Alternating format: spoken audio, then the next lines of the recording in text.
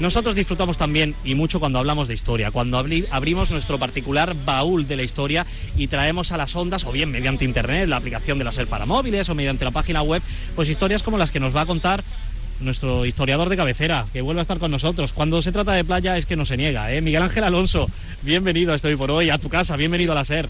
Venga, muy buenas tardes, Guillermo, encantado. Se está a gusto aquí en Neptuno Mojácar, ¿no? Sí, bastante bien. Hoy además no se suda demasiado, la humedad está respetándonos. Oye, hoy nos vas a hablar de la Revolución de Diciembre de 1933, pero ojo, porque todo esto acaba con una fuga de prisioneros, creo que además de nuestras comarcas históricas, nuestra particular fuga de Alcatraz, casi. Pues sí, básicamente es una historia que es memorable y sobre todo desconocida, ¿eh? La gente ahora cuando la escuche la verdad es que le va a resultar bastante curioso. Vemos la fuga de Alcatraz, vemos la revolución de Emiliano Zapata, del otro tal, y bueno, y en nuestras comarcas ha habido gente que ha destacado y bueno, este es un hecho que merece la pena recordarlo. Todo empieza en los años 20, ¿verdad?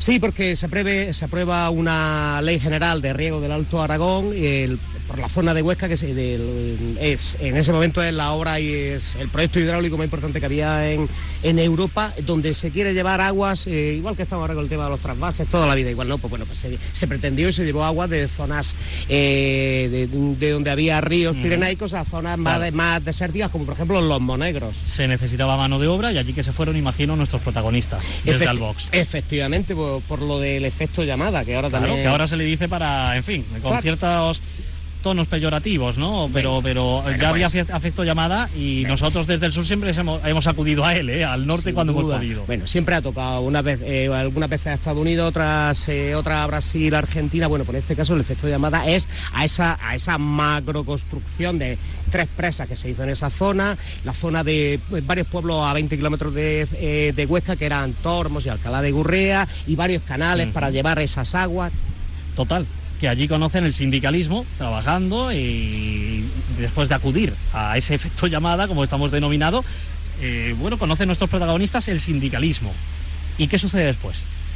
Bueno, pues en el contexto histórico es de que había, tengo localizadas por lo menos a 15 personas de lo que es de Albós allí trabajando en esa época. Por ejemplo, había otro de Huerta, el que era Parra. En el contexto histórico es de que en el año 1933, en noviembre, ganan las derechas, la CEDA y lo que son las izquierdas, que habían confluido juntas en la elección del 31, los republicanos socialistas, pues tirándose los trastos a la cabeza, acusándose unos a otros de que... El cuento no cambia, ¿eh? No, nada. Ni lo de los trasvases, ni lo de la izquierda en este país. Seguimos igual. Bueno, en esa época, en esos primeros años, el anarquismo, hay que recordar que había casi 1 millón de afiliados al sindicato anarquista en esa época. Los anarquistas no quieren que entre un ministro, exactamente igual que ahora, ministro de derechas en ese gobierno de la República, igual que ahora. Bueno, pues ¿qué hacen? Anuncian una huelga general revolucionaria para el 8 de diciembre, que era el día que se constituían las Cortes. Anuncian una huelga, imagino que también participan estos protagonistas de los que luego hablaremos en estas huelgas, en estos movimientos sindicales, revolucionarios. Sí, todos estos vecinos que teníamos allí, sentían... Y ojo, perdóname, que se decreta un estado de alarma, si seguimos con las similitudes. Sí, por supuesto. El gobierno ante esta reacción decreta un estado de alarma. Por supuesto, hubo supresión de periódicos, hubo movilización del ejército, Guardia Civil y tal. Todos estos vecinos se levantan. La señal de que estaba funcionando en esas tierras aragonesas la revolución era exactamente igual que en Portugal, en la revolución de los claveles de abril de 1974, que allí a las 12 de la noche tenía que sonar el Grándola Vilamorena. Pues allí la señal que había triunfado ese 8 de diciembre del 33, la revolución, era que el tren de Zaragoza a Monzón a las 12 de la noche no pasara por Sacamarca. ¿Qué pasa? ¿No pasa ese tren? Pues entonces nuestros vecinos pues se suman a todas esas comarcas, se suman todos los gremios que había y se instaura, se proclama en la mayoría de todos esos pueblos el comunismo libertario. Esto, una vez que se instala, por supuesto, es perseguido por el gobierno salido de las urnas de una forma muy firme y, claro, hay consecuencias. Sí, lógicamente mientras sofoca la revolución duró casi 10 días. Pues mientras sofocaban o no, pues en todos estos pueblos. La Revolución triunfó principalmente en lo que es Aragón y La Rioja. El resto de España bastante menos, salvo por el tema industrial de Barcelona y algunas zonas de Andalucía. Se levantan, de hecho, me has puesto aquí en la chuleta, 4 albogenses en Tormos, ¿no? Sí. Como son José García, Modesto Bonil, Bartolomé Granados y el Puntas. Sí. Bueno, que nos suena el apellido. Sí. El apellido. El apodo del Puntas, ¿no? Sí, bueno, hay que decir que cuando la Revolución de 1933, ese día en Albós, en la sede del sindicato, ondeó la bandera anarquista. Esto tiene también otra historia que hablaremos algún día de ella, porque luego al parecer se dijo que no, que es que era algún cumpleaños, ¿no? Cuando ya... Una conmemoración, ¿no? Que no ondeaba porque formaban parte de la Revolución. Vale, sí. Una vez que fue sofocada. Toda esta gente que participó son gente que luego ha tenido mucha relevancia en Albós. Uno fue el presidente del sindicato anarquista, otro fue secretario de la Juventud Libertaria, Francisco Alfonso Sala fue luego el presidente del Comité Revolucionario de Albós. Luego por ejemplo Bartolomé Granados, a ese lo matan en Alcalá de Gurreal el 2 de agosto del año 36, le habían tomado la matrícula y en cuanto pudieron se lo llevaron para adelante. Sin embargo, otros fueron a la cárcel. Sí.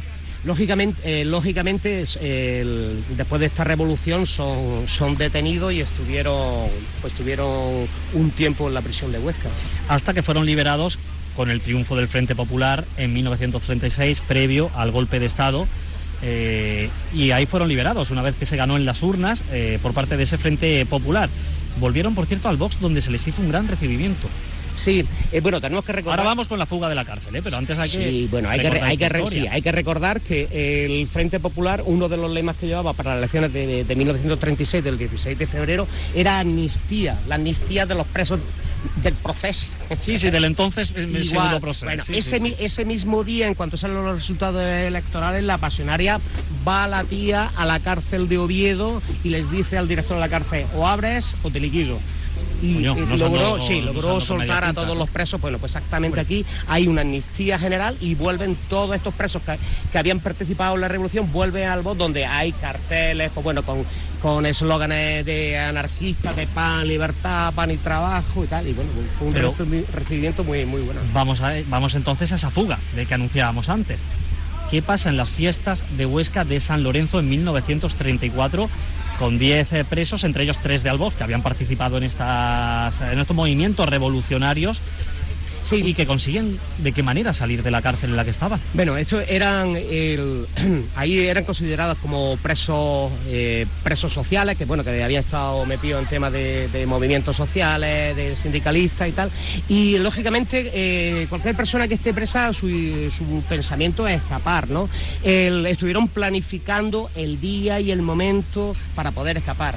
Y se fugan en la madrugada del 9 al 10 de agosto de la prisión de Huesca. Y cuando lo hacen, ¿por qué ese día? Porque están de fiestas patronales en Huesca, celebrando San Lorenzo. Pues bueno, pues está todo el mundo distraído, está todo el mundo contento, algunos más contentos de lo habitual. Sí. Y bueno, pues nuestros vecinos de Albós, junto con otros 6 más. 3 personas de Albós concretamente, ¿no? ¿Dime? 3 personas de Albós concretamente. Ellos, sí, 3 de ellos. Bueno, pues hacen un boquete en la pared, logran escaparse, huyen. Así tal cual, un boquete en la pared, a lo clásico. Sí. Un butronazo. No, es que uno ya ha visto tantas películas, no sé, en Eleven, un tal, que hacen tantas artimañas. Aquí fue boquete en la pared. Sí, hicieron, bueno, las condiciones que tenía la cárcel eran penosas, luego se descubrió un poquito esto y tal.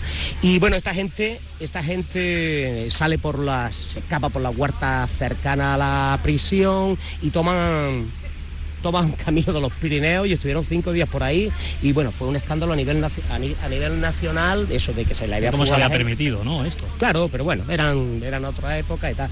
Y vuelven, es curioso porque los documentos que he conseguido yo para sacar todo esto de esta historia de la revolución, de los presos, la fuga y tal, desde el archivo histórico provincial de Huesca, aparecen toda esta gente y aparece, se fuga el día 9, la noche tal, anotaciones, cada libro, cada expediente, y luego regresa el día 15 tal, el día 15 o lo regresan, ¿no? Sí, y luego pone es aislado en una sala de castigo, una celda de castigo.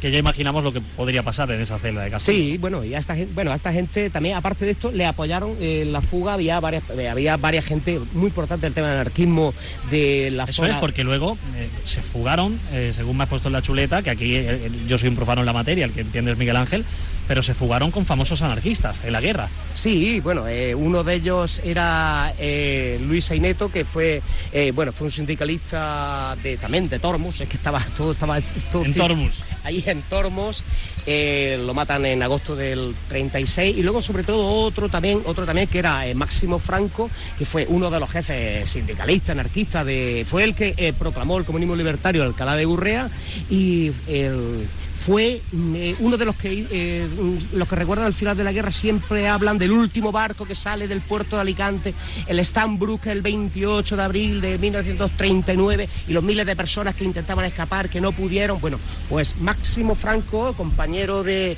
celda y de escapada de nuestros amigos, él junto con un compañero en el puerto de Alicante el 1 de abril se cogió de la mano izquierda con su compañero, y con la otra mano, con la mano derecha, una pistola, y dijeron: dice Máximo Franco, esta es nuestra última protesta contra el franquismo, y se pegaron un tiro cogido de la mano en el puerto de Alicante. Compañero de fuga. Sí. Pues vaya historia, ¿eh? Con estos tres albogenses que lograron hacerse boquete en la pared, escapar de la cárcel, y que luego, pues claro, se vieron involucrados en hay otros matiz querías añadir. Sí, no, hay otro que es también el que organiza un poquito luego la fuga, Francisco Ponzán. Este hombre más o menos le da un poquito de apoyo en la fuga, y luego es una de las personas más importantes que ha habido en la resistencia en Francia y tal, reconocido. Y les ayudó en esa fuga. Sí, reconocido por Francia, por Inglaterra y tal.